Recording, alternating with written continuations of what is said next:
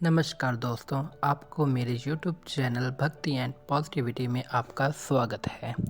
आज इस वीडियो में मैं आपको बताऊंगा कि हरियाली तीज क्या है, कब है और क्यों मनाई जाती है, और इसकी एक बहुत अच्छी कथा है, वो भी मैं आपको सुनाऊंगा। इसलिए आप मेरे YouTube चैनल को सब्सक्राइब करें, फॉलो करें, शेयर करें। तो आइए दोस्तों, अब हम जानते हैं हरियाली तीज कब है, क्यों मनाई जाती है और इसको मनाने का क्या कारण है। चलिए स्टार्ट करते हैं। सावन मास की शुक्ल पक्ष की तृतीय तिथि को हरियाली तीज का व्रत पर्व मनाया जाता है। इस बार यह पर्व 31 जुलाई 2022 दिन रविवार को है।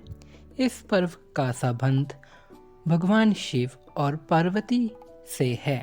देवी पार्वती की तपस्या से भगवान शिव प्रसन्न हुए थे और इसी दिन ही माता पार्वती को उनके पूर्व जन्म की कथा सुनाई थी। इसलिए इस कथा का संबंध शिव पार्वती के मिलन से है। हरियाली तीज की कथा।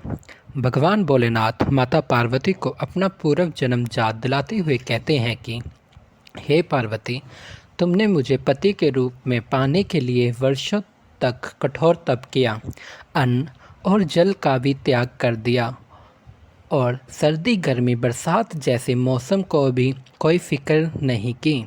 उसके बाद तुम्हें वर के रूप में मैं प्राप्त हुआ।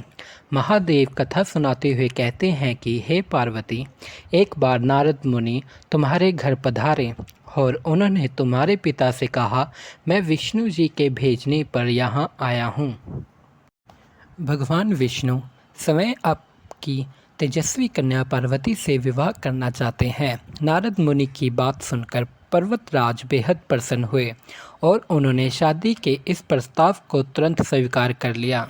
लेकिन जब तुम्हारे पिता पर्वतराज ने ये बात तुम्हें बताई तो तुम बहुत दुखी हुई। भोलेनाथ कथा सुनाते हुए आगे कहते हैं कि जब तुमने अपनी सखी को यह बात बताई तो उसने घनघोर जंगल में तुम्हें तप करने की सलाह दी। सखी की बात मानकर तुम मुझे पति के रूप में प्राप्त करने के लिए जंगल में एक गुफा के अंदर रेत के शिवलिंग बनाकर तप करने लगी।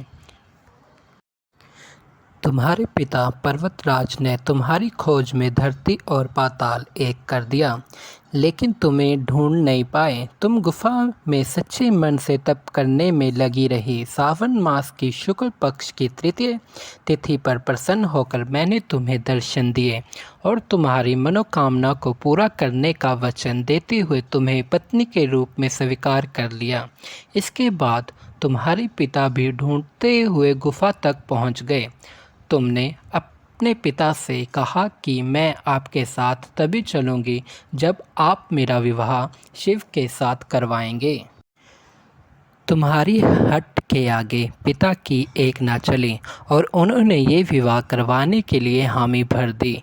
शिवजी आगे कहते हैं कि श्रावण तीज के दिन तुम्हारी इच्छा पूरी हुई और तुम्हारे कठोर तप की वजह से ही हमारा विवाह संभव हो सका। शिवजी ने कहा कि जो भी महिला श्रावणी तीज पर व्रत रखेगी, विधि विधान से पूजा करेगी, तुम्हारी इस कथा का पाठ सुनेंगी या पढ़ेंगी, उसके वैवाहिक जीवन के सारे संकट दूर होंगे और उसकी मनोकामना मैं ज़रूर पूरी करूँगा।